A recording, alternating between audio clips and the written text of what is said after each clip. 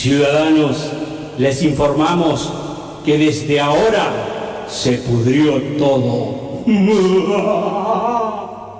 Buenas tardes a todos, estamos en Se Pudrió Todo, transmitiendo desde Radio City, en su frecuencia de 88.7 MHz, desde la ciudad de San Nicolás, provincia de Buenos Aires, República Argentina. Se Pudrió Todo tiene sitio web o bitácora o blog, como quiera decirle, donde se encuentran los audios de programas anteriores. Además, hay documentos e informes en forma escrita para consultar sobre los temas que tratamos en el programa.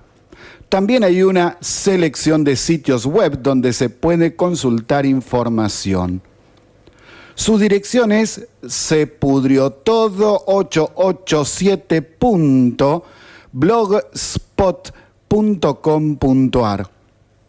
Además, estamos en Twitter, en Facebook, en Google Plus y en YouTube. Si nos quieren enviar mensajes, pueden hacerlo por correo electrónico. Su dirección es sepudriotodo887@gmail.com. Y hoy tenemos un programa muy cargado, pero vamos a centrarnos en explicar algunas cuestiones específicas de qué es lo que está sucediendo con el tema económico, por qué se llega a una situación como la actual de tener que negociar con el FMI, qué es lo que está haciendo la oposición, qué está haciendo el gobierno nacional, cuáles son los errores cometidos tanto por la oposición como por el gobierno nacional, y qué es lo que puede llegar a pasar, sobre todo mañana, que le dicen el martes negro, y vamos a ver por qué le dicen de esa manera. Y van a ver que no es para tanto.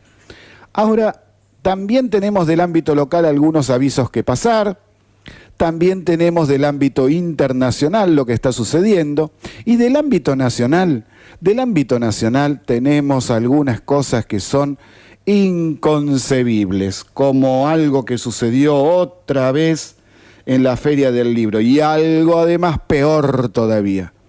¿Peor que eso? Sí, mucho peor, mucho peor. Se la tiraron contra nuestro amado Albino, el doctor Albino. Increíble.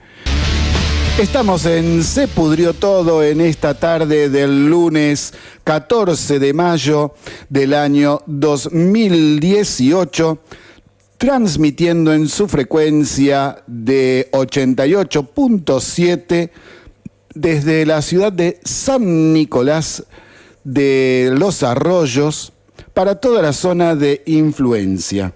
Y antes de entrar en el ámbito nacional a explicar a ver qué es lo que está pasando, para analizar bien la situación y ver qué es esto del llamado martes negro y algunas barrabasadas que se están diciendo para ahí, para ponerlas en su justo lugar, vamos con el ámbito local, en donde tenemos varios avisos. Antes de ellos, bueno, lo de siempre, pasó el fin de semana y tenemos gente detenida por drogas, agresiones entre diversas personas, peleas, detenciones de otras personas con pedido de captura por robos y otros delitos. Además, lamentablemente, falleció un joven en el arroyo Las Hermanas. Y bueno, el jueves por la mañana se desarrolló la jornada de alegatos en el juicio oral que se realiza por los casos de abuso sexual en el Jardín de Infantes de la Escuela Normal ocurridos entre 2008 y 2010 contra Santiago Andino. El martes se conocerá el veredicto. El doctor Martín Mariscurrena, que es el fiscal de la causa, pidió 22 años como pena de prisión. Hay una nota en el diario El Norte de hoy que aborda un tema tratado varias veces en este programa. Se llama El entubamiento del Zanjón San Nicolás trajo alivio al barrio 9 de julio. La nota explica que las obras realizadas impidieron que el agua caída entrara en las viviendas de los vecinos en los últimos días. Si las obras se hacen, y es de esperar que se hagan bien, sin chapucerías, dan resultados positivos, por supuesto. Pero una cuestión preocupante y que requiere rápida solución es la situación que se está viviendo en los barrios San Francisco, Floresta y Colombini, que aún tienen agua en sus calles. Y esto también tiene que hacernos pensar en cómo es posible que se haya urbanizado ese lugar con tierras inundables. La gente las compra por su bajo valor y es como siempre y en todos lados. Lo barato siempre sale caro. Pero como al parecer no está en los argentinos escuchar a sus abuelos y en sus dichos forjados en la realidad de una vida de alegrías y tristezas, en una vida en donde la experiencia nos tiene que marcar determinados caminos que tenemos que ir aprendiendo a recorrer durante la vida. Parece que cada generación quiere hacer su propio camino desde cero, sin hacer caso a nada. Y bueno, así vamos. Es ahí, en ese tema, donde el municipio debería extremar controles en el asunto de los loteos, porque en toda la provincia se han realizado emprendimientos barriales desde hace ya muchos años y luego vienen las consecuencias. O la realización de obras sin tener en cuenta las consecuencias que tiene el trazado de una ruta, por ejemplo, sin hacerles los entubados por debajo para dejar escurrir el agua. Sobre esto en nuestra ciudad tenemos ya muchos ejemplos. O hacer una avenida o calles incluso en los barrios sin que tengan los desagües hechos, las bocas de tormenta, no hay nada. Y entonces, ¿por dónde va a escurrir el agua? Y bueno, son cosas que en el pasado ni siquiera hacían falta hablar. Pero bueno, así estamos hoy. Hay cosas que va a haber que volver a aprender. Un aviso importante, sigue la castración antirrábica para perros y gatos. Es en Álvarez 64 de 7 a 13. Los turnos se entregan los viernes a partir de las 8 de la mañana.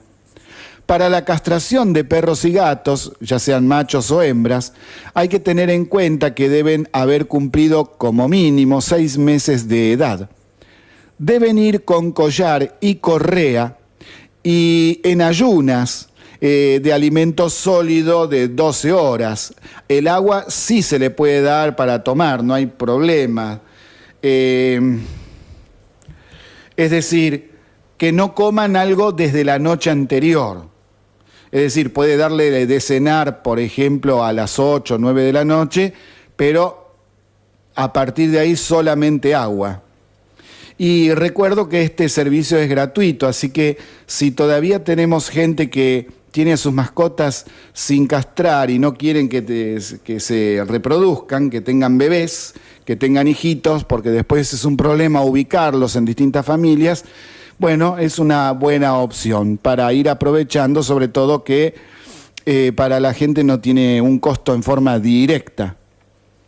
Y bueno, vamos a pasar al nivel nacional. Y en el nivel nacional yo, antes de entrar a explicar toda la parte económica y todo el barullo que hay con el FMI, todo este tema, hay algo que a mí y también a Gabriel Ruiz, a nosotros nos pone los pelos de punta, nos pone muy tristes.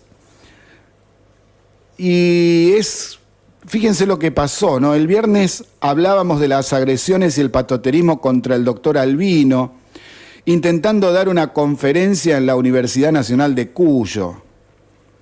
Este tipo de cosas y de acciones siempre son repudiables, pero contra el doctor Albino,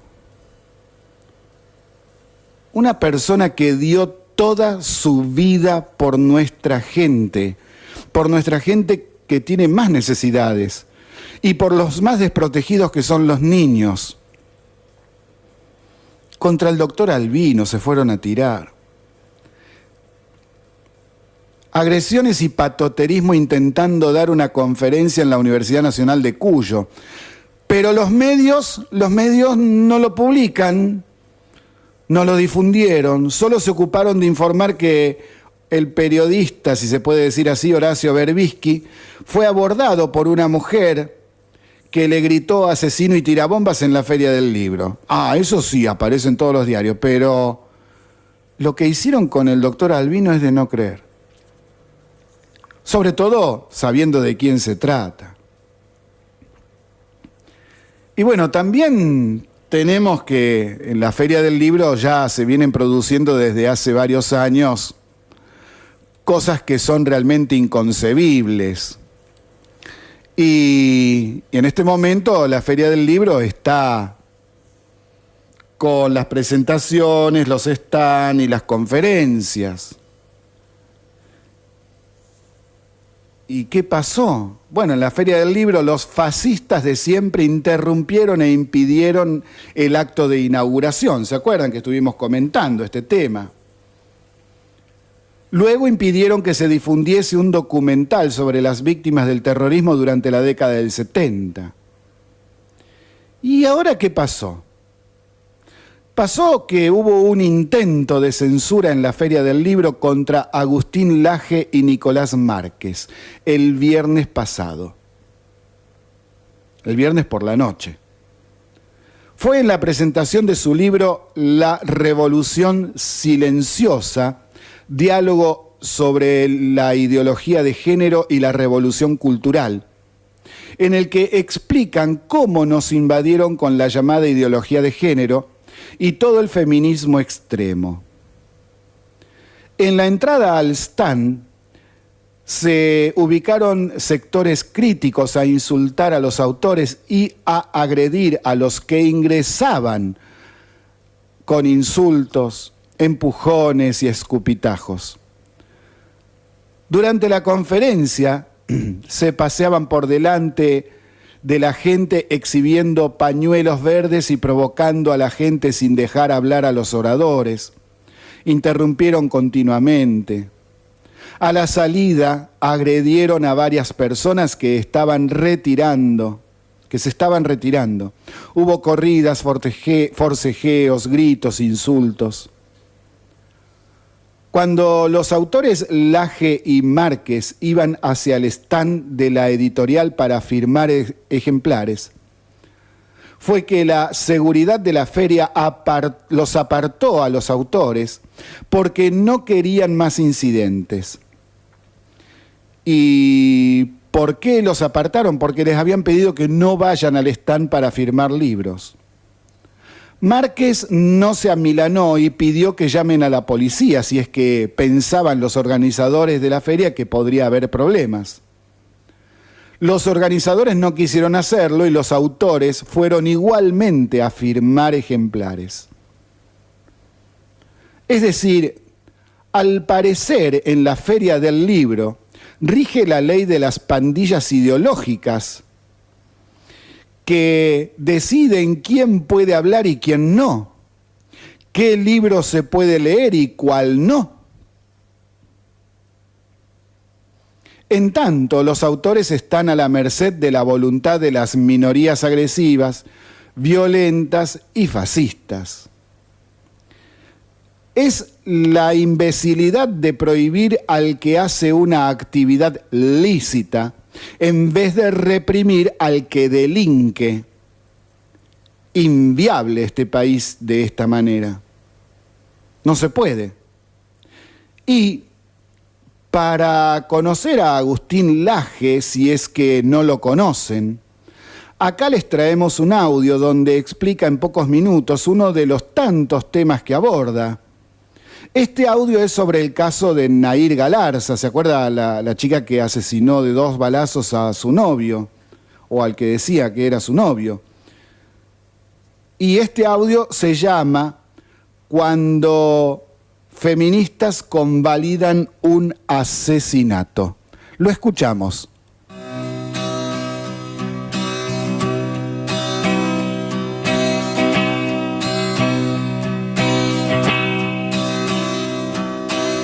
El pasado 30 de diciembre nos enteramos la triste noticia de que Fernando Pastorizo, un joven de apenas 20 años de Gualeguaychú, fue brutalmente asesinado por Nair Galarza, su novia de apenas 19 años. El caso tomó resonancia nacional de inmediato. Es que hasta el momento nos habían asegurado, afirmado y obligado a pensar que la llamada violencia de género, es decir, la violencia entre los sexos, solamente podía darse de un hombre contra una mujer, hasta que Nair Galarza asesinó brutalmente a su novio. El feminismo se puso nervioso, el relato se les hizo trizas, se vio de inmediato que a ellas la vida como tal y su valor no les interesa, la vida y su valor para ellas están en función de una causa política. Se nos dijo de inmediato también que el caso era una excepción a la regla, era algo que raramente se da, que no lo podemos asumir como tal, y se nos prohibió en consecuencia siquiera pensar que las mujeres también pueden matar a los hombres. Pero miremos de cerca los datos a ver si verdaderamente se trata de una excepción a la regla. El día 30 nos enteramos del asesinato de Fernando. Al día siguiente, en Salta, un hombre fue acuchillado por su mujer y terminó muerto. Al día siguiente, pleno año nuevo, en La Plata, la casa de un hombre es incendiada por su expareja. Al día siguiente, en Rosario, un hombre es apuñalado en el tórax por su mujer y termina en un hospital de urgencias. Hace algunas semanas nos enteramos otro caso muy resonante, el de Córdoba. Una mujer le rebana con una tijera de podar el pene a su amante. Y hace también algunas semanas nos enteramos de que en Misiones una mujer apuñaló en el corazón a su novio. ¿A ustedes les parece que estos casos son meras excepciones a la regla? Demasiadas excepciones, ¿no les parece? Es evidente que los casos de violencia de mujeres contra hombres está invisibilizado en nuestra sociedad. Y no por el omnipresente patriarcado, sino por un discurso feminista que imposibilita incluso aplicar conceptos como el de violencia de género a casos como el de Fernando. En esta sociedad a nadie le interesa ni tampoco conocemos cuántos hombres son anualmente agredidos e incluso asesinados por sus mujeres. ¿Saben qué? A nadie les importa. Esos temas no dan ni votos ni convocan marchas. Tenemos en Rigor de Verdad un estudio publicado al respecto. Es el de la Fundación Libre, que ha relevado medios de comunicación, encontrando que a lo largo del 2017 se dieron por lo menos 58 casos de hombres asesinados por sus mujeres. Si a ese estudio le sumamos además los casos de niños asesinados por mujeres, los números se nos disparan a 83. Voy a remarcar lo siguiente: estos casos son solo aquellos que han trascendido en la prensa. ¿Se imaginan ustedes a cuánto ascenderían estos números si pudiéramos contabilizar también los casos que no han tenido trascendencia pública a través de los medios de comunicación? Las mujeres también matan hombres, y esto último parece no importarles en absoluto a las feministas. Todo lo contrario, el feminismo radical está llamando desde hace tiempo a la muerte de los hombres. Muerte al macho no es simplemente muerte al machismo, no es una inocente metáfora. Si muerte al macho fuera muerte al machismo, ¿por qué no escribir sencillamente muerte al machismo? O nos van a decir ahora también que ese nuevo eslogan que aparece en todas las marchas feministas de los últimos tiempos, que dice mata a tu novio, a tu papá y a tu hermano, es también una metáfora. Y no hemos visto también en los últimos días, por ejemplo, importantes referentes feministas declarando explícitamente la guerra contra el sexo masculino, como es el caso de Emily McCombs, periodista feminista de HuffPost, quien llamó a las feministas a agruparse en el 2018 para matar hombres. No en vano, hoy Nair, la chica que asesinó a balazos a su novio, recibe el apoyo explícito de numerosas feministas. Memes e imágenes celebratorias con lo que ella hizo hoy circulan por las más importantes páginas de Facebook, de Twitter, de Instagram del feminismo argentino. Nair por fin es la mujer que mató al macho. Nair es la mujer que cumplió el mandato de matar a su novio. ¿Cuántas feministas se vieron acaso en la marcha por el chico asesinado? Solamente una, su hermana, que como buena feminista asumida que es, no tuvo mejor idea que responsabilizar de una extraña manera al patriarcado por la muerte de su hermano. Un raro caso de disonancia cognitiva. Nair Galarza tuvo a su favor un feminismo que es hoy un discurso hegemónico en nuestra sociedad. En todos estos casos, la mujer tiene una salida muy simple. No tiene más que decir que el asesinado ejercía sobre ella violencia de género. El asesinado doblemente víctima, por supuesto. Primero a balazos y después pisoteado en su memoria y ya no tiene cómo defenderse. Esto fue lo que pasó con Fernando. Los medios de comunicación, no en vano, durante varios días, tomaron a la víctima como el victimario y a la victimaria como la víctima. Nair Galarza por varios días pasó a ser la víctima del asesinado. O como dijo un opinólogo de circunstancia en el inefable programa televisivo El Diario de Mariana, ahora hay dos víctimas. Él es una víctima, pero ella también es una víctima. ¿Se imaginan ustedes en algún caso de los llamados femicidios oír por televisión a alguien decir que el asesino también es víctima? Desde ya que no. Cuando los hombres son las víctimas, incluso el humor negro está socialmente aceptado y es celebrado por los medios de comunicación. Recordemos, por ejemplo, el reciente caso de la mujer que en Córdoba castra a su amante con una tijera de podar. El travesti de la farándula, Lizzy Tagliani, sale inmediatamente por Twitter a decir que ella precisa el número de la castradora porque quiere ponerse una bikini nueva. Medios tan importantes como Todo Noticias y como Radio Mitre no dudan un segundo en recibir con gracia la humorada de dudoso gusto. El feminismo ya no es una lucha por la igualdad, sino una lucha por privilegios. En esta sociedad, una mujer puede matar a un hombre y cubrirse de inmediato diciendo que éste ejercía sobre ella violencia de género. El caso de Nair Galarza no es único. En el caso de la cordobesa que castró a su amante, ella de inmediato alegó también que él en verdad era un desconocido que quería violarla. En Belleville, por ejemplo, tenemos el caso de una mujer que descuartizó a su marido y fue absuelta por la justicia por alegar que éste ejercía sobre ella violencia de género. ¿Y cómo olvidarnos del caso de la mendocina Julieta Silva, quien atropelló y asesinó a su novio y hoy cumple prisión domiciliaria? En este contexto, muchas personas empiezan a decir ni uno menos, reconociendo que los hombres también pueden ser víctimas de sus mujeres. Yo pienso personalmente que en una sociedad verdaderamente justa tendríamos que descartar todas estas nociones ideológicas que nos han enseñado que el valor de las personas es en función de sus genitales y de los genitales que eventualmente tenga su potencial victimario. En una sociedad verdaderamente justa, concluiríamos que nadie menos es mejor. Este audio entonces es el de Agustín Laje, como para que ustedes vayan conociéndolo si es que no lo conocían. Y así podemos ir observando que también hay otras realidades que por ahí no nos están mostrando los medios, no nos están informando como corresponde. Y esto es lo que desde el año pasado con Gabriel Ruiz estábamos diciendo durante varios programas, que esto es un problema más que nada político, no tiene nada que ver con la realidad en sí. Es imponer ideas, imponer formas de pensar en forma autoritaria, y si alguien no piensa como ellos, recibe el escarnio, el escupitajo, la agresión, la trompada, la pintada, el escrache. Si quieren ampliar un poco más, me pueden pedir y traigo otros audios, pero también los pueden buscar que en internet, en YouTube tiene un canal, Agustín Laje, con J, y ahí pueden ver ustedes un montón de temas desarrollados respecto justamente del feminismo radical, donde explica muy bien la diferencia entre lo que es el feminismo razonable y el radical, el que ya directamente es violento, es fascista. Y bueno, en este grupo de gente también hay enrolados muchos hombres. También, sí. Bueno, ¿qué le vamos a hacer? Vamos a pasar ahora al tema que al parecer a mucha gente está preocupando y consideramos en Se Pudrió Todo que hay que aclarar varias cuestiones. Porque hay muchos temas ahí dando vueltas, pululando por las redes sociales y por los noticieros. Y hay mucha gente opinando y diciendo cosas que no son, que no corresponden, que no tienen relación con la realidad en sí. Mañana, martes 15 de mayo, vencen 645.000 millones de pesos que están en LEVAX.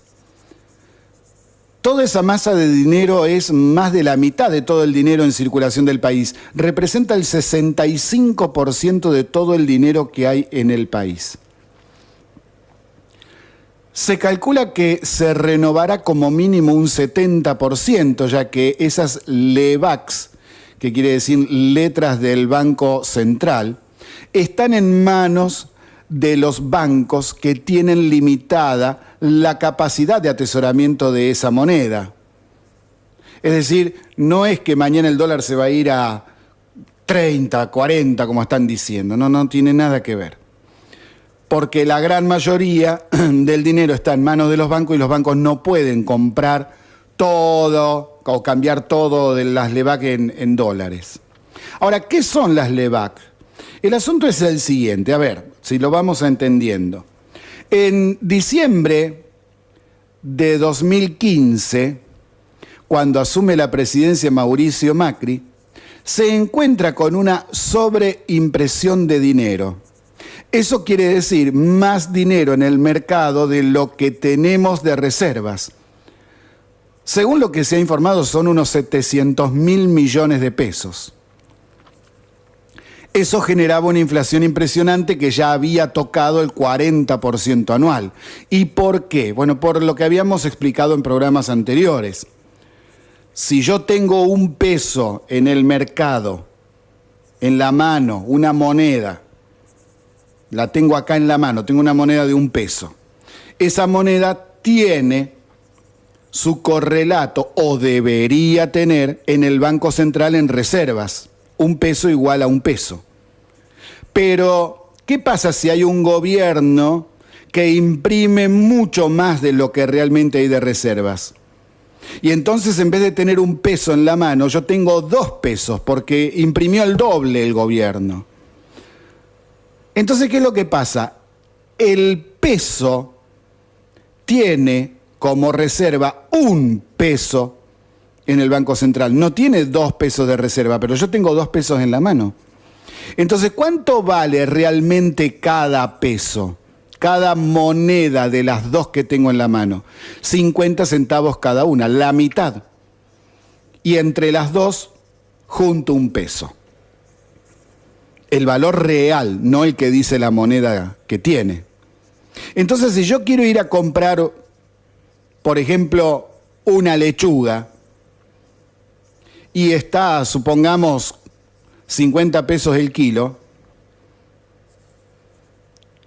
¿qué es lo que sucede? Sucede que el verdulero me va a decir, mire, la lechuga cuesta 50 pesos reales, pero usted me está dando un billete de 50 pesos que tiene como valor real 25.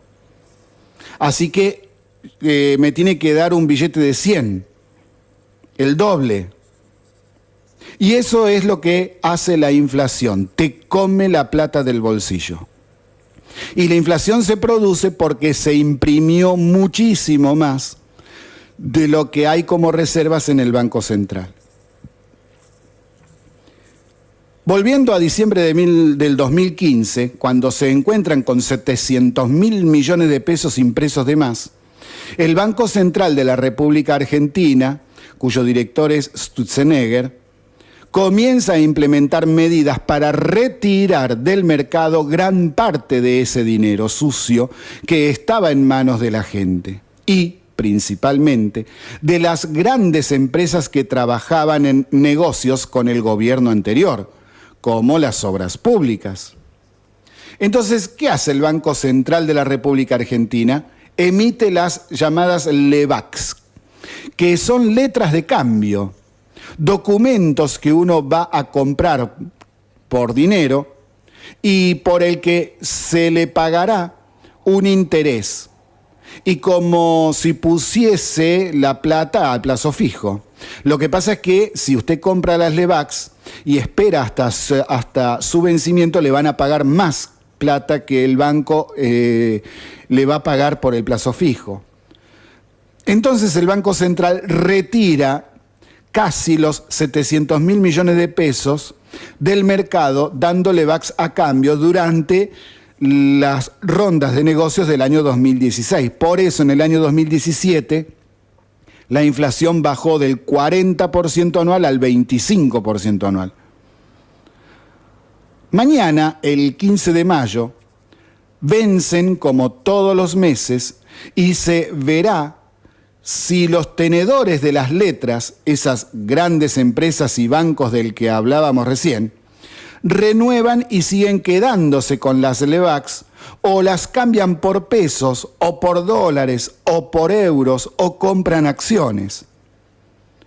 Es cuando se vence un plazo fijo, sigo con ese ejemplo. ¿Qué hace usted cuando se le vence un plazo fijo?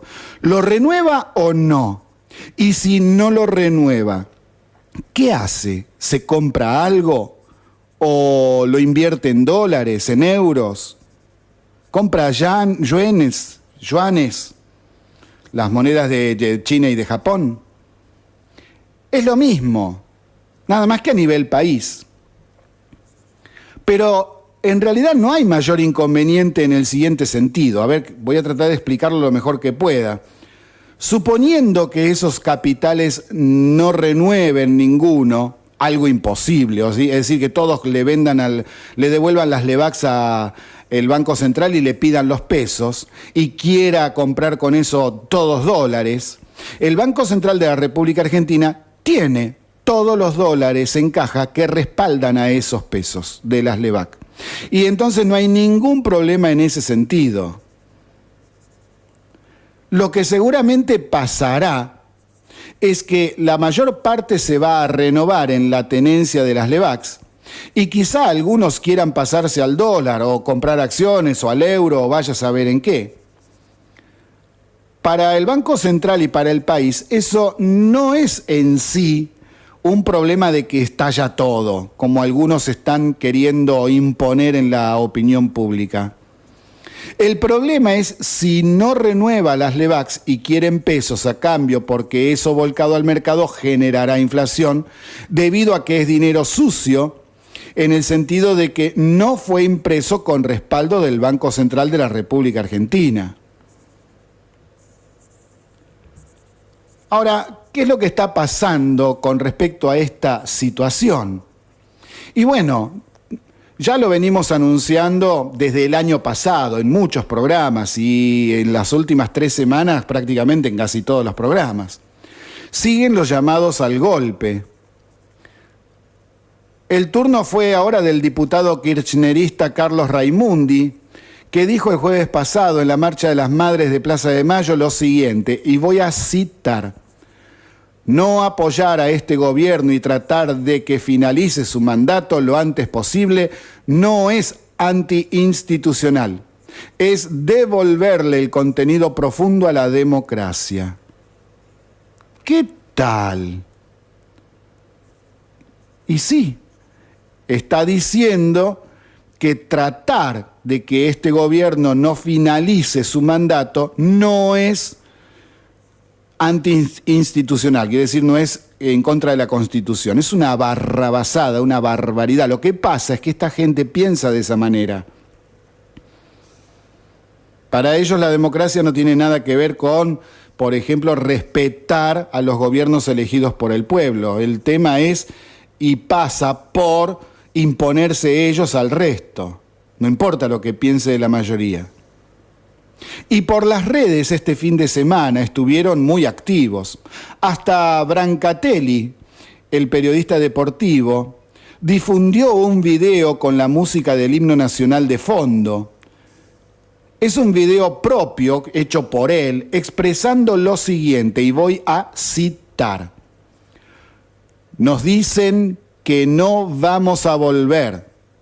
Nos dicen que nos fuimos. Y ahí los tenés, sobradores, confiados. Se creen los mejores. Dios mío, las palabras que hay que escuchar. Al terminar de decir eso, aparece un cartel con la siguiente leyenda. La leo. Dice: algo importante va a pasar el martes 15 de mayo. Esa es la fecha del vencimiento de las LEVACs y es la fecha en que en las redes dan por sentada para el inicio de acciones concretas tendientes a desestabilizar al gobierno. Muy parecido a lo ocurrido en diciembre pasado. Los medios opositores como C5N están fogoneando con el 15 de mayo. Los militantes están difundiendo que harán marchas y estallido social. Varias organizaciones piqueteras ya organizan ollas populares para el martes 15. Hay sindicatos que difunden textos y videos llamando a endurecerse contra el gobierno aprovechando la presente crisis. Paros simultáneos todas las semanas, movilizaciones. Y ahora están pidiendo el 25% en la paritaria. Plegarse a las protestas por las tarifas, unirse en una coordinación todos los que están luchando en contra del gobierno para hacerlo caer. Y lo del 25% es un delirio, como decíamos la semana pasada, porque por los acuerdos de 2016 y 2017 se pudo empardar la inflación del año anterior con la del presente año. Entonces, las paritarias de 2018 deben cerrarse con la inflación del presente año. No podés pedir en mayo 25% si ese 25% de inflación, en el peor de los escenarios, se espera recién para diciembre que viene. Faltan 7 meses.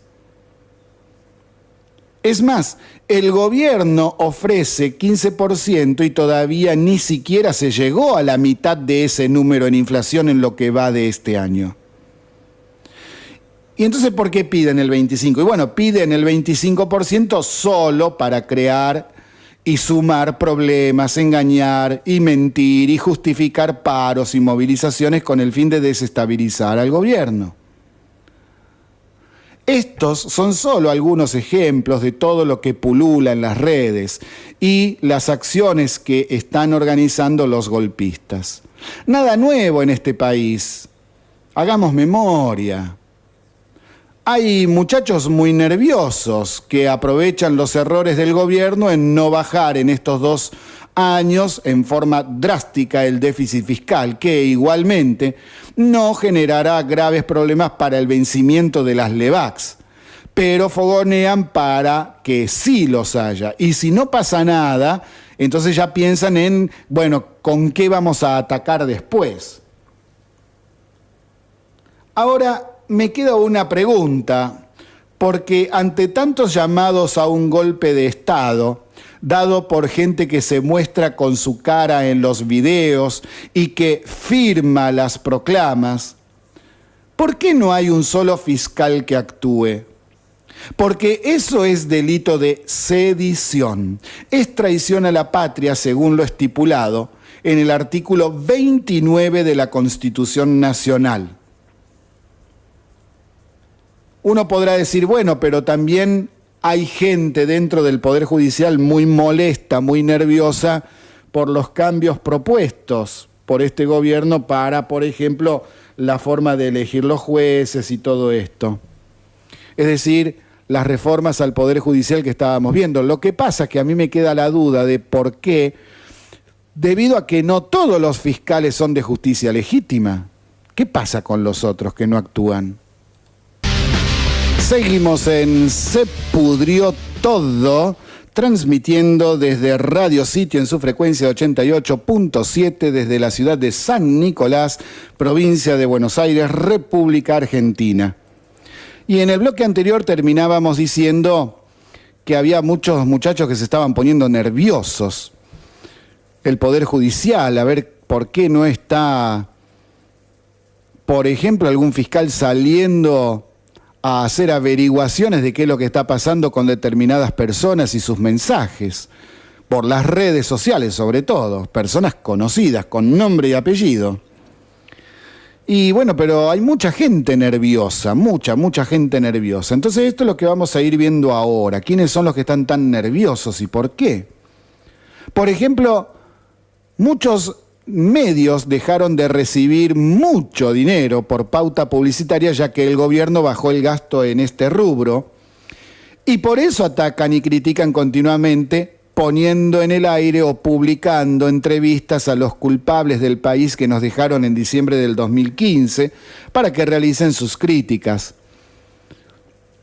Y también para que digan qué es lo que este gobierno debería hacer. Grandes idiotas que ellos no aplicaron cuando fueron gobierno, o algún zarpado también dice que tiene que hacer tal cosa, que es lo mismo que ellos hicieron y que dejaron este desquicio. Es decir, volver a repetir lo que hicieron ellos y que casi nos manda Venezuela. Pero hay otros temas más importantes que este. Por ejemplo, la persecución al narcotráfico ya es histórica. Y no salen los medios. Miles de detenidos y gran cantidad de toneladas de drogas incautadas e incineradas. Muchas bandas de narcotraficantes están desarmadas. Se les está destruyendo un gran negocio a mucha gente. Causas judiciales que sí avanzan contra funcionarios del gobierno anterior sobre Cristina Fernández, a pesar de la modorra de muchos jueces y fiscales. Y sí, también el Poder Judicial tiene reparos y mira con temor por las reformas que se intentan realizar para mejorar todo el sistema judicial. Y sobre todo también tiene que ver en esto el miedo que tienen de que esta gente vuelva, porque imagínense que si las causas avanzasen más rápido, ya hay gente que en vez de estar en el Senado debería estar presa. Ya se le tendrían que haber hecho los juicios, ya tendrían condena efectiva. Entonces están ahí como estirando los plazos a ver qué es lo que pasa. También está el tema de la vuelta a prisión de Cristóbal López, uno de los que está poniendo dinero en gran cantidad para difundir estas acciones golpistas. Y encima, la semana pasada se declaró la quiebra de Oil Combustible, su principal empresa. Y, como si esto fuese poco, este año perdió muchísimo con los cambios realizados en el sector del juego legal, del que él también participa en gran cantidad. Y ahora se van a tirar seguramente contra Vidal. Y algo le van a querer inventar. Ya vamos a ver si algo sale hoy o mañana, les cuento. Por el pacto fiscal y el problema de las tarifas, el gobierno nacional busca que las provincias y los municipios bajen y hasta quiten sus impuestos y terminen con sus propios déficits fiscales. Sí, el tema es que los muy pillines no quieren achicar el gasto, por un lado, ni tampoco quieren tener las cuentas en orden. Parece que los chicos quieren seguir portándose mal. Y bueno, pero ahí tienen ustedes varias respuestas dando vuelta. Muchos no quieren hacerlo, ya que estando en esta situación piden créditos al exterior, algo que los medios no están informando. Sí, las provincias piden créditos al exterior. ¿Y por qué no informan? Y bueno, tendrá algo que ver con que los gobernadores son opositores, que están pidiendo préstamos al exterior con tasas de más del 10% anual. Ellos gastan y gastan, entre otras cositas, ¿no? Y que lo pague Magoya. Pero después se rasgan las vestiduras si Macri pide prestado al FMI dinero al 4% anual. Ellos lo piden al 10% anual. Además, varios gobernadores de provincia e intendentes municipales se resisten no solo a bajar sus déficits, sino también se resisten a tener que cumplir con las leyes vigentes en cuanto a cómo llevar los libros contables de sus entradas y gastos. Sí, aunque parezca mentira, quieren seguir de fiesta sin tener las cuentas claras y así disimular muchos de sus gastos o faltantes. ¿Para qué? Y ¿A usted qué le parece? ¿Por qué será, no? Por ejemplo, la semana pasada procesaron y embargaron al intendente de Zárate, Osvaldo Cáfaro, donde se investiga el destino de 15 millones de pesos que recibió en el 2013 para una obra que nunca se hizo. Y varios casos de intendentes anteriores y actuales que no pueden dar cuenta del dinero, como está pasando con Verónica Magario y los 240 millones de pesos que recibió para seguridad en el año 2016 y que no compró ni una bala. Nadie sabe dónde está el dinero porque Magario en ningún momento presentó algún tipo de explicación al respecto. Por eso es que se movió Elisa Carrió denunciando la semana pasada, el lunes de la semana pasada, al Banco Meridian por las maniobras realizadas el jueves 3 de mayo y que disparó el dólar a 23,50. Pero a partir de eso comenzó a circular más cantidad de información, no por Elisa Carrió en sí, sino por otra gente. ¿Y qué es lo que se está investigando? Porque me parece que acá va a haber algo, cuando pase esta tormentita va a haber algo que a muchos les va a sorprender. A partir de eso comenzó a circular justamente la información de que otros bancos, además del Meridian, participaron de esa maniobra. Bancos con nombres privados, como el Macro y el Galicia, y también de provincias. Fíjese, Santa Fe, oh casualidad, Santa Cruz, oh casualidad, Banco San Juan, más casualidades, y el Banco de Entre Ríos, oh, ¿qué pasó? Esto no es casualidad. Todos justo al mismo tiempo, vamos, somos grandes. Todo eso entre tantas otras cuestiones. Ahora, el asunto es el siguiente. ¿Qué hará el gobierno nacional para remediar la situación? Porque la realidad desde hace años es que se debe realizar un ajuste, sí o sí, con FMI o sin FMI. El ajuste hay que hacerlo, lo venimos diciendo no solamente desde este programa, desde que empezamos en marzo del 2017, lo hemos dicho tantas veces ya, sino también muchas otras personas. Los que dicen que no son los que plantean volver a imprimir billetes sin respaldo para afrontarlo, a ese déficit, y seguir generando inflación. Es decir, seguir con la misma receta que nos trajo a esta situación actual. Imagínense si lo seguimos haciendo, lo que podría pasar. Venezuela sería un poroto. Y eso es justamente lo que el peronismo quiere. Que no se hagan ajustes. Por ejemplo, un ejemplo de tantos, ¿no? Felipe Solá lo dejó bien clarito en Radio Cooperativa ayer domingo. Cito lo que dijo. El FMI va a exigir a Macri cosas que no le vamos a permitir en su mayoría, porque van a significar más ajuste y más recesión. Son cosas que no va a poder hacer, como una ley laboral al estilo de la brasileña, a la que le vamos a decir que no. Van a tener que pasar por el Congreso, donde vamos a hacer un control de daños. Fin de la cita. Sí, lo dejó bien clarito. No quieren bajar el déficit fiscal. Y lo que promueven es aumentarlo más todavía. Sí, aumentarlo más. Fíjense las cosas que proponen. Lo hicieron desde que asumió el gobierno con los proyectos de ley que presentaron.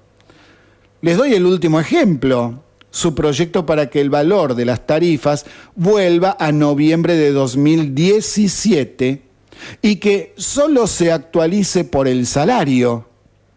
Eso desfinancia al Estado en 240.000 millones de pesos en el año y aumenta el déficit fiscal a niveles insostenibles. Y lo hacen a propósito para que se produzcan más desestabilizaciones y crisis económicas. El objetivo es hacer caer cuanto antes al gobierno nacional. Una salida muy fácil es hacer lo que venía haciendo Cristina Fernández desde el 2011. Eso significa volver a imprimir millones de billetes para pagar las cuentas del Estado sin bajar sus costos. Pero en realidad no es una salida porque provocaría volver a una inflación anual de entre 30 y el 40%, dejando el actual déficit fiscal sin tocar. En un año nos iríamos a una hiperinflación monstruosa como ya hemos tenido otras veces en la historia. Eso es lo que buscan para ellos volver a tomar el gobierno y seguir con sus curros y hasta liberando a todos los acusados de robar descaradamente a la Argentina durante tantos años. Otra forma es la de hacer lo que tenía que hacer desde que Macri asumió la presidencia y significa bajar drásticamente el déficit fiscal tomando medidas de fondo y a fondo. Bajarlo de verdad lo antes posible y dejar de lado tanto gradualismo. Es decir, entre las barbaridades de uno y los errores de este gobierno, nos hacen bailar la yumba. Estamos en Se Pudrió Todo por Radio City desde la ciudad de San Nicolás, provincia de Buenos Aires, República Argentina, para toda la zona de influencia. Y estábamos tratando de hacer una explicación lo más pormenorizada posible de la situación económica, de qué es lo que está pasando, por qué, cuáles son los intereses que se están tocando. Y estábamos diciendo que el actual gobierno se equivocó fiero con el tema de tanto gradualismo y de estirar tanto tiempo la baja en el déficit fiscal hasta que llega un momento que no se puede seguir con un semejante déficit durante tanto tiempo, además de cometer otros errores como, por ejemplo, haber aumentado a 23 el número de ministerios y prácticamente no tocar el tema del gasto político, qué sé yo, por ejemplo, en las cámaras de diputados y senadores, tantas veces que hemos hablado de eso. Entonces, a ver, vamos a explicar un poquito más cuál es el camino que eligió Macri para arreglar el tema del déficit y la situación económica que encontró en diciembre del 2015. Y el camino es el llamado del gradualismo, o sea, gradualmente, de a poco, ir arreglando los números, cada año gastar un poco menos. Pero lo que pasa es que van pasando los años, ya pasaron 2 años y medio y seguimos teniendo un déficit muy grande. Un poco menor que el de 2015, pero sigue habiendo un gran déficit. Es decir, es demasiado el gradualismo con el que el gobierno estuvo trabajando. Entonces, ¿qué es lo que proponen? No es que cambien, quieren seguir con el gradualismo, nada más que ahora sumándole apoyo externo, apoyo financiero. Por eso es que inició conversaciones con el FMI. Esto significa seguir bajando el déficit en forma escalonada, de a poco, y alargando en el tiempo para evitar mayores problemas sociales y que la gente no se vea mayormente perjudicada. El FMI le pedirá hacerlo más rápido que hasta ahora. Eso es seguro, por eso hay muchos que están con miedo de que el FMI le pida hacer un ajustazo terrible. No va a ser tan así, ¿no? Porque el FMI acepta el gradualismo de Macri, ya lo dijo Christine Lagarde. El tema es que le van a pedir menos gradualismo, es decir, que vaya un poco más rápido en el asunto de bajar el déficit fiscal a 0 y que no tenga como objetivo recién el 2021. Lo que el gobierno no ve es que todos estamos pagando esta crisis menos los que viven de planes sociales. Ellos reciben todo y los que pagan impuestos, poco, y siguen manteniendo a millones de personas que ni siquiera buscan trabajo. Lo que hay que hacer es terminar lo antes posible con los problemas macroeconómicos y ver cómo hacer para que tanta gente que sigue viviendo de planes sociales pueda tener un trabajo digno. Pero esto ya es más complejo en mucha gente, no en todos, pero en mucha gente, porque como explicábamos la semana pasada, es un problema cultural muy enquistado y ya van varias generaciones en muchas familias en donde el trabajo no existe. Bajar el déficit fiscal, terminando con esa política de seguir gastando por encima de nuestras reales posibilidades, es imperioso. Ya hay que hacerlo, lo que pasa es que no lo va a hacer. Para ello debe solucionar el tema del 1,5 millones de personas que sobran en la administración pública. Solucionar el tema de los planes sociales a la gente que no trabaja. Por ejemplo, convirtiéndolo en un seguro de desempleo, que tiene otras características y tiene otros plazos, no son para siempre. Tenés un plazo, vos cobrás el seguro de desempleo por un tiempo, querido, salí a buscar trabajo. También está el tema de bajar drásticamente el costo político, como decíamos recién, la reducción de ministerios y miles y miles y miles de cargos políticos, las jubilaciones de privilegios. Basta de financiar pavadas como la Secretaría de la Bicicleta y delirios como ese que, bueno, mejor ni hablar, ¿no es cierto? Tantas veces que lo hemos criticado. Además, la obra pública debe tener mayor participación de capital privado para que el Estado no tenga que utilizar tanto dinero en el año en este rubro. También bajar más la emisión monetaria, porque no es que este gobierno dejó de emitir. Siguió emitiendo, lógicamente que nada que ver con los valores de emisión monetaria que tenía el gobierno anterior. Así, con estas pocas medidas y otras complementarias que se hacen tan necesarias, que bueno, la desarrollaremos otro día, bajaría la inflación y se estabilizaría la situación del país, pero para eso el déficit tiene que bajar a cero. No hay vuelta. Lo que sucede en realidad, fíjense lo que les voy a decir, les va a asombrar a más de uno, en realidad para mí es positivo. Que se haya armado este desastre, este bolonqui, es positivo. ¿Sabe por qué? Porque esto deja bien en claro que así no se puede seguir. Y mucha gente lo está entendiendo. La economía, el sistema económico argentino dijo basta. Hace 70 años que venimos de crisis en crisis con políticas que no tienen nada que ver con las leyes de la economía. Hay que tomar medidas de fondo sí o sí. No hay vuelta. ¿Y qué medidas se tomarían y cómo las aplicarían? Eso es lo que se está evaluando. Y hay gente seria, no de los chantas, que está aportando ideas, que las viene aportando desde el 2015, lo que pasa es que no las han escuchado.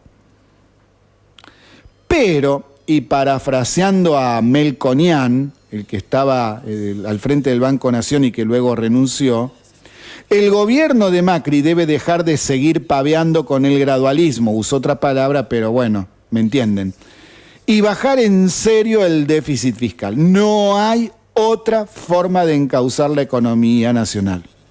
Si no es teniendo déficit cero o, mejor aún, superávit fiscal. Y no en el 2022, 2020, ahora. Ya lo debería haber hecho tomando medidas que correspondían en el año 2016 y 2017. Lo han dicho muchas personas que realmente saben. También lo dijimos nosotros todo el tiempo, desde que este programa está al aire, desde marzo del 2017. Y como no lo hizo este gobierno no hizo lo que tenía que hacer para bajar el déficit mucho más rápido, entonces lo bajó al déficit, pero poco. Y su programa económico planteaba recién para el 2020, 21, 22, dejar el déficit en la historia de 70 años de malas políticas económicas. Dejar atrás ese país y empezar otro. Ese plan no puede seguir porque entonces los problemas estructurales no serán resueltos. Porque no aguanta más la economía estos déficits y estas crisis que se van dando cada 3, cada 4 años. Recuerde el 2014 con Cristina en el gobierno y la anterior había sido en el 2009. Años que fueron muy difíciles por este tema. Hace 70 años que venimos con la misma historieta. Y claro, en 2 años y medio no se la puede exigir que resuelva los problemas de 70 años, pero debería haber sido menos gradualista y más explícito en el tema de bajar el déficit fiscal.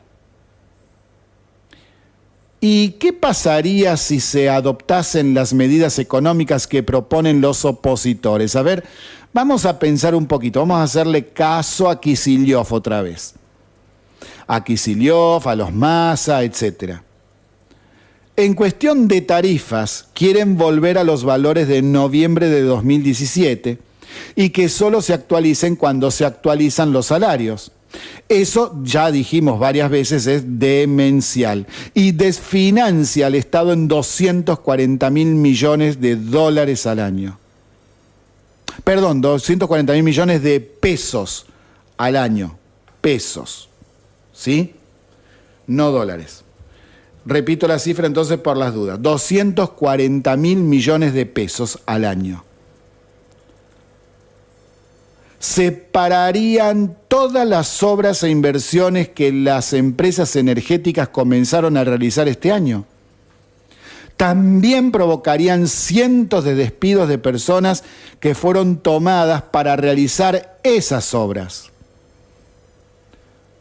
No bajar el déficit fiscal manteniendo a casi 4 millones de personas que viven del Estado, dejar a las provincias y los municipios que sigan teniendo un manejo, digamos, discrecional y hasta cuasi delincuencial de sus cuentas. Para ello, o se pide dinero prestado, que luego se terminan robando, y en este caso pedírselo al exterior. Ustedes imagínense, Christine Lagarde, la directora del FMI, vos me estás pidiendo plata para que sigan teniendo déficit y que nadie como Magario diga dónde va la plata, pero ni loca te la doy. Entonces, siguen pidiendo dinero prestado, en este caso, por ejemplo, las provincias y el gobierno nacional, al exterior, y por la crisis internacional deberían ir sí o sí al FMI, no queda otra. Y nada cambiaría o comenzarían a imprimir billetes sin respaldo si es que se aplican estas medidas que quiere la oposición. Es decir, suponiendo que hagamos lo que dice la oposición y suponiendo que el FMI mire para otro lado y nos dé la plata sin hacer los cambios estructurales, ¿cómo haces para afrontar el déficit? ¿Seguís imprimiendo billetes?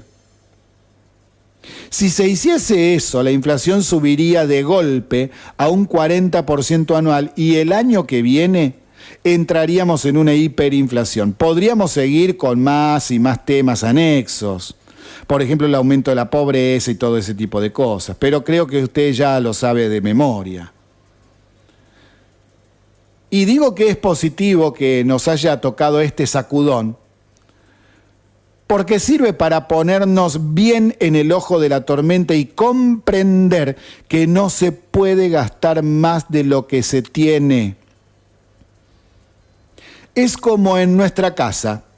Si vos ganás 20.000 pesos por mes y te gastás 24.000 pesos, tenés que pedir prestado hasta que el mes que viene bajes tus gastos, para no gastar más de lo que cobrás.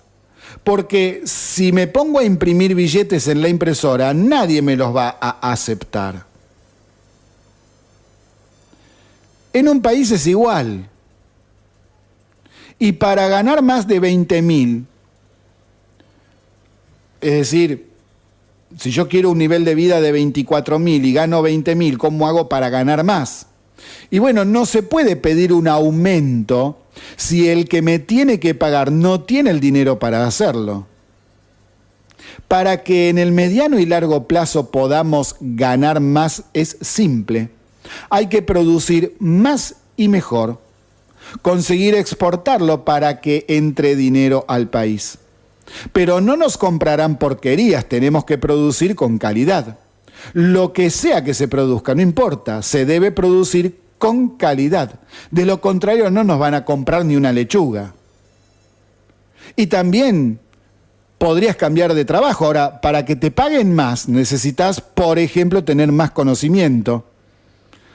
Tenés que ponerte a estudiar una carrera terciaria o universitaria y saber. ¿Por qué? Tener un título terciario hoy, con la crisis educativa que venimos arrastrando desde la década del 90, y hasta incluso un título universitario mucho no puede servir en muchos casos.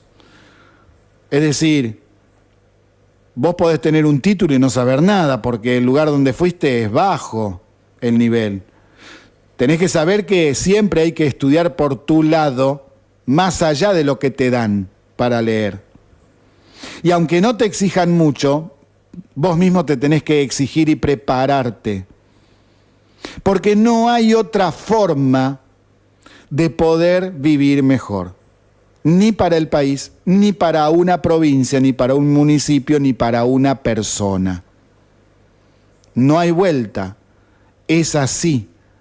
Guste o no guste, es así. No me van a pagar más por lindo, porque me peine de una manera. No. No hay vuelta. Es como todo en la vida. Entonces, es como habíamos dicho tantas veces cuando abordábamos el tema trabajo y tecnología, como un ejemplo más. No podemos seguir fabricando escobas cuando los japoneses están haciendo robots para limpiar la casa. Porque entonces, y bueno, sigamos con el caballo atado al palenque y nosotros abajo de un árbol tomando mate, mientras el japonés está estudiando y viendo cómo hacer los robots y las computadoras cada día mejor. Y bueno, después no nos quejemos. Eso es lo que tenemos, y bueno, entonces después no nos quejemos. Como dice la Biblia, cosecharás de acuerdo a lo que siembres. Y mucha gente, bueno, se conforma con lo que tiene y luego protesta porque no le alcanza para vivir. Y bueno, entonces no te conformes. Ponete a estudiar, aprendí un oficio, tenés la escuela del barrio Gareto, las inscripciones de 13-15 a 17 para poder aprender oficios. Y en San Nicolás tenemos un gran mercado para eso, porque hay muy pocos que saben realmente un oficio. ¿Cuántos gasistas matriculados hay en San Nicolás que sepan hacer bien un trabajo? Pocos hay. Igual pasa con carpinteros, electricistas. Fíjense lo que reniegan las empresas que necesitan oficios. Gente que sepa hacer las cosas, reniegan todo el tiempo.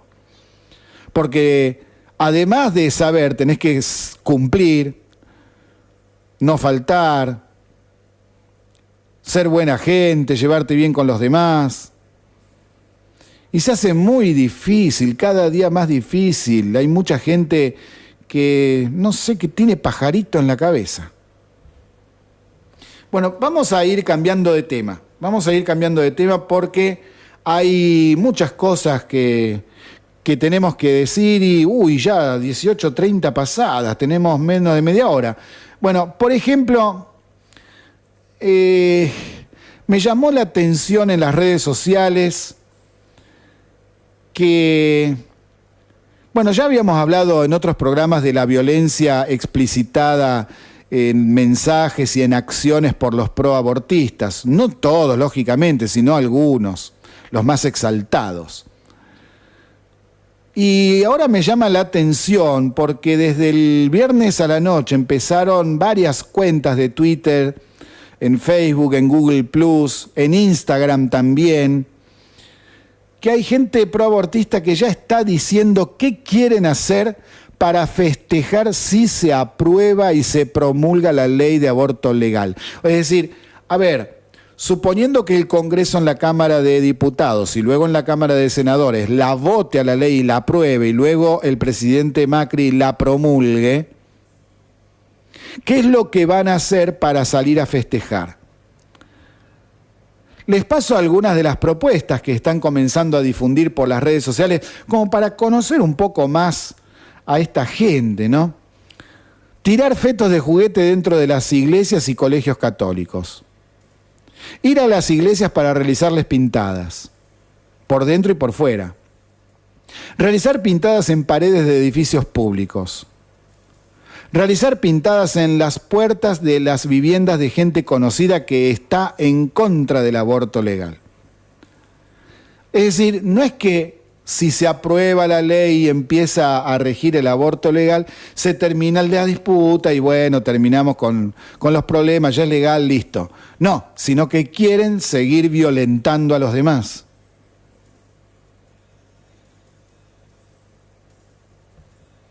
Y bueno, es la historia de nuestro país, ¿no? No dejar tranquilo al otro, no dejarlo expresar, no dejarlo vivir, si es posible hasta... Bueno, dejémoslo ahí. Son las enseñanzas de unitarios y federales.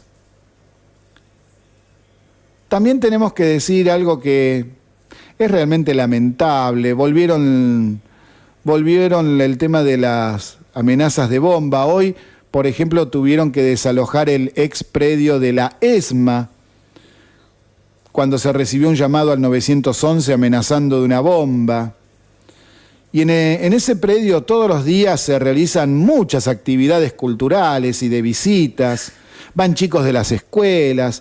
Es decir, es una aberración abominable que haya gente que plantee que puede poner una bomba en ese lugar o en cualquier otro. En cualquier otro, es lo mismo.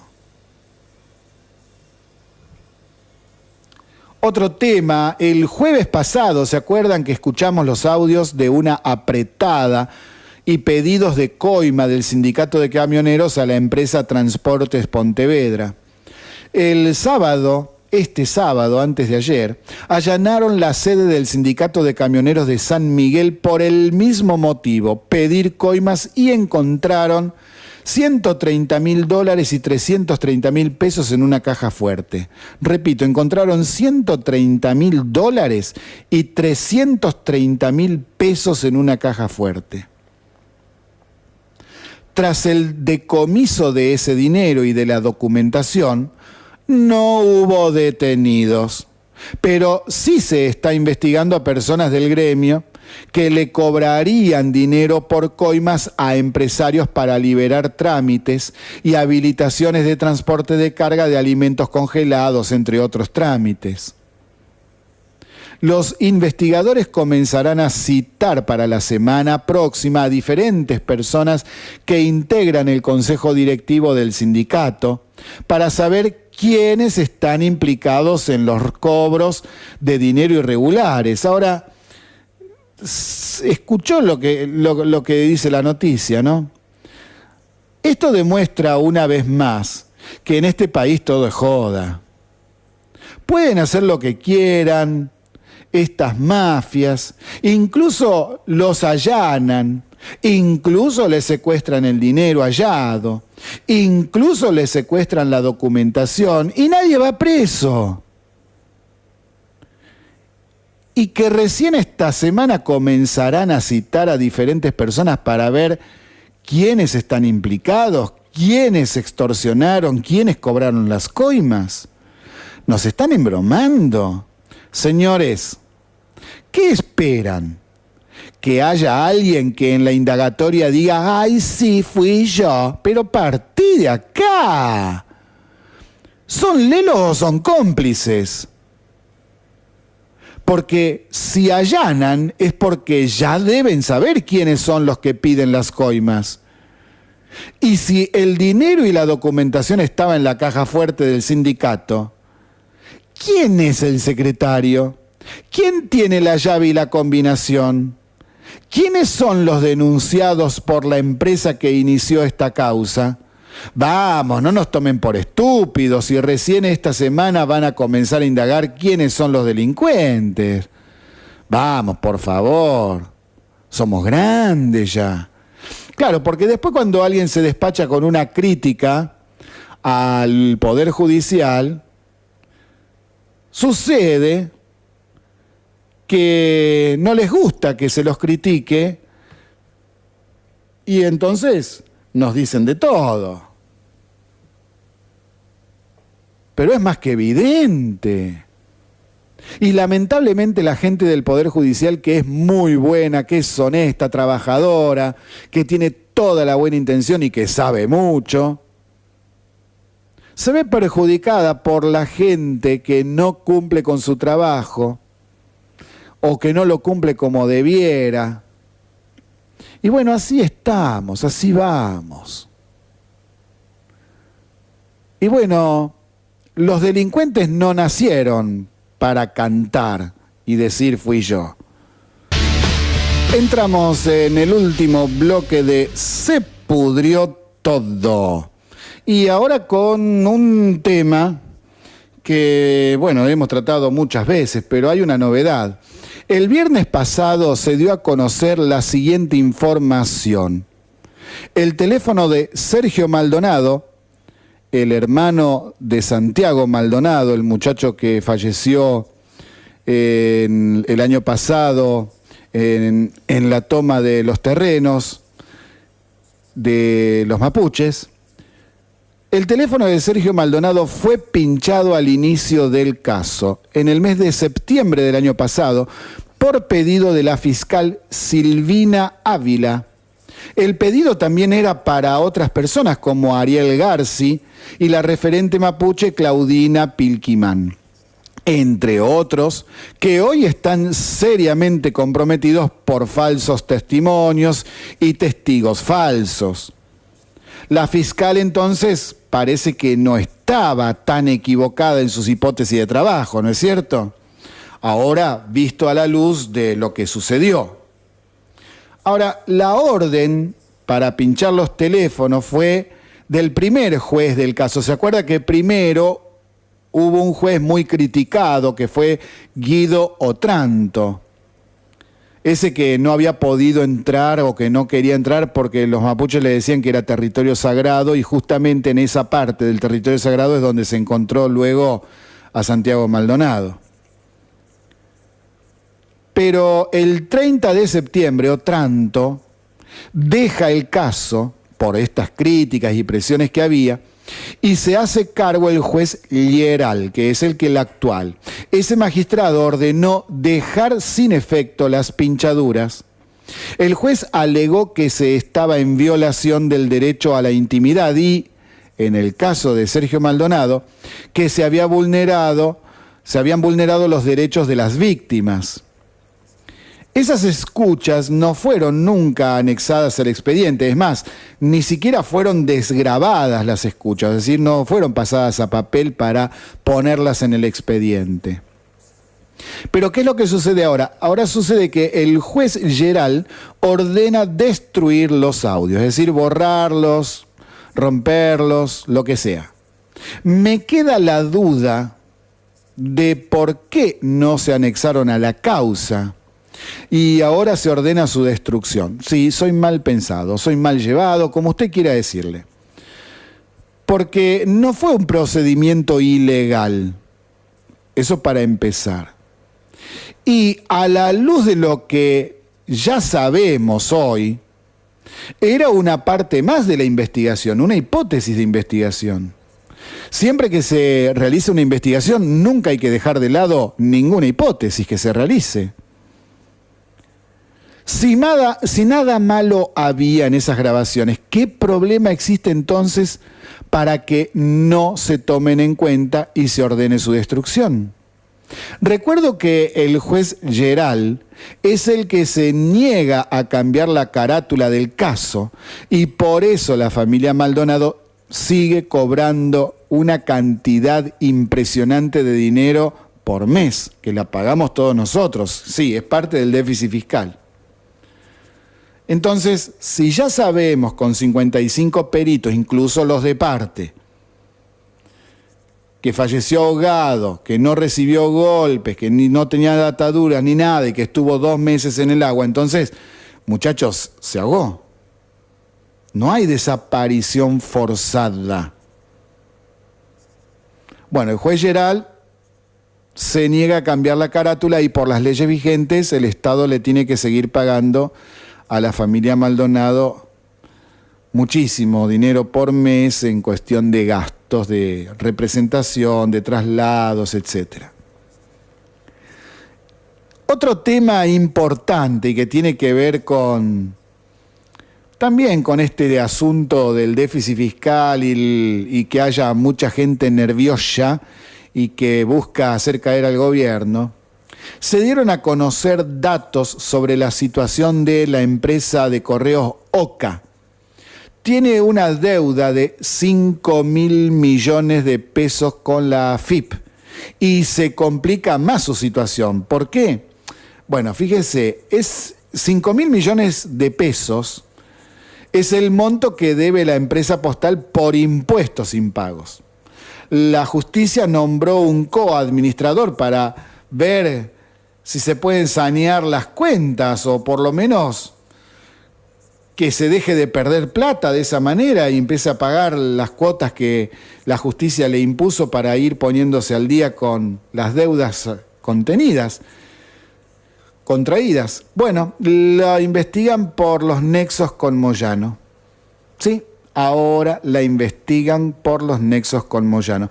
El asunto es que con el correr de los meses, la deuda compuesta en esencia por la falta de pago de los aportes a la seguridad social, retenciones de IVA, entre otros tributos, solo se acrecentó. Es decir, la deuda fue aumentando. Así, a la fecha, el organismo que conduce Leandro Cuccioli contabiliza que OCA debe 5.000 millones de pesos y con la decisión de la justicia buscan que la deuda comience a disminuir y que la empresa haga frente al pago de la misma. La empresa postal tiene 7.000 empleados, que en un 85% se encuentran afiliados a que no sabe a qué sindicato, al sindicato de camioneros. Las operaciones financieras entre el sindicato que conduce Hugo Moyano y OCA están siendo investigadas bajo la sospecha de maniobras de lavado de activos. Activos son dinero contante y sonante. El sindicato se hizo cargo el año pasado del 40% de los salarios de la firma postal, en más de una ocasión. Ahora, los números de OCA y sus vínculos con el sindicato y empresas de Moyano fueron analizados por la Unidad de Información Financiera, la UIF. La justicia investiga transferencias por casi 7.400.000 pesos a través de cheques endosados a la firma Dixey, Sociedad Anónima, entre julio y octubre del año pasado. Es decir, justo en la misma fecha que la empresa postal privada OCA atravesaba su peor crisis financiera y cuando Farcú, que era el que la dirigía, decía no tener nada que ver con Moyano. Y con lo que había ocurrido entre julio del 2016 y marzo del 2017, el periodo en el que, según denunció, le usurparon la empresa. Entonces, ¿cómo es el asunto? Le pagás, por un lado, casi 7.400.000 pesos en algo que no se sabe muy bien de qué es, pero no pagás los impuestos. ¿Cómo es el asunto? Por otro lado, el grupo Ruo de Farkú, que controla actualmente a Oca, o dicen que lo controlan, porque con la situación que hay, uno no varía todos los días, hay noticias de esto, efectuó diversas, entre comillas, digamos, donaciones por un monto de 6.600.000 pesos a la Mutual de Trabajadores Camioneros 15 de diciembre y al Club Atlético Deportivo Camioneros. Entonces, todo este dinero que no está aclarado, todos estos millones, ¿por qué? Por un lado se maneja dinero de esta manera y por el otro no pagan los impuestos.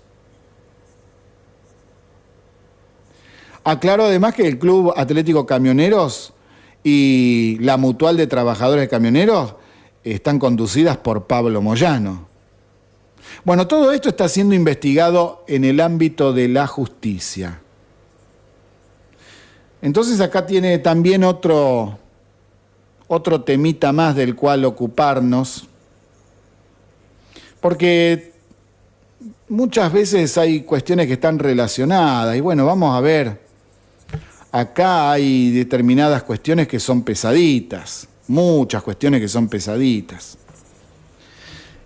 Bueno, ya vamos terminando nosotros y de internacionales nos quedan algunas cosas que son muy importantes. Vamos a, por lo menos, a dar un pantallazo. A ver, en París hubo otro atentado de un musulmán el viernes pasado por la noche. Un hombre de 21 años acuchilló a varias personas y mató a una de ellas. Esta acción fue reivindicada por Estado Islámico. El atacante terminó siendo abatido por la policía. Es decir, ellos van y atacan. Y luego, bueno, viene la represalia. Lógicamente, la policía tiene que actuar. Irán, desde sus bases militares en Siria, habíamos comentado el otro día que atacó el miércoles pasado a Israel lanzándole 20 cohetes. Entonces Israel contestó el ataque y le tiró 70 misiles desde los altos, en los altos del Golán. Ahora, también hay que tener en cuenta que la situación en aquel terrible lugar del mundo en donde hace miles de años que se están matando, si no es por una razón, es por la otra, es donde murió Jesús. Y bueno, ahora hay problemas con los palestinos porque los palestinos se levantaron en protestas y hubo hoy más de 50 muertos. Ahora, después dicen que Israel es el culpable y que Israel es el que sale a matar, pero, a ver, tanto el ataque de Irán contra Israel del otro día, el ataque este de París, el ataque y el ataque y el ataque, y así seguimos, como por ejemplo el levantamiento de hoy de las protestas de los palestinos, siempre empiezan ellos, es decir, no es que, a ver, ¿quién es el que tira la primera piedra? Y bueno, siempre fueron ellos. Es historia esto. No es que yo estoy a favor de los israelitas y que yo soy sionista, no pasa nada, no pasa por ahí, es una cuestión histórica. Fíjense en todos los conflictos que hay, cuándo comenzaron y por qué. ¿Cómo comenzaron? Porque después le echan la culpa a Israel, pero Israel no puede devolver determinados territorios porque son los que usa como escudo en contra de los ataques que le realizan permanentemente. Y cuando hay épocas de paz,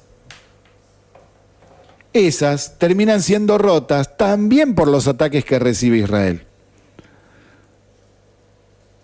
Vuelvo a repetir, yo no es que quiera defenderlo a los israelíes, ni no pasa por ahí, no tiene nada que ver eso. Acá el asunto es ver la realidad de los hechos. Y es así. Ningún parisino le hizo nada a este muchacho de 21 años el viernes pasado por la noche para que empiece a acuchillar a gente por la calle. Y como ese caso, tantos otros. Entonces, digamos las cosas como son y dejémonos de ser hipócritas y decir la verdad. ¿Por qué se levantaron ahora los palestinos? Porque están protestando porque Estados Unidos va a cambiar de Tel Aviv a Jerusalén su embajada en Israel. Y entonces los musulmanes se ponen locos porque quieren que Jerusalén sea la capital de ellos. Y los israelíes también quieren que sea su capital. Bueno, esto no tiene ninguna forma de ponerse de acuerdo, y no porque hay radicalizados dentro de los movimientos musulmanes que no quieren ningún tipo de arreglo. Es más, los iraníes han llamado varias veces a destruir el Estado de Israel y han hecho declaraciones públicas de que cuando tengan la bomba atómica la iban a probar contra Israel. Y bueno, así seguimos en el mundo de hoy con problemas que van y que vienen. Y así estamos, terminando, se pudrió todo y nos volvemos a ver mañana a partir de las 17 de la tarde. Muchas gracias por estar con nosotros. Hasta mañana.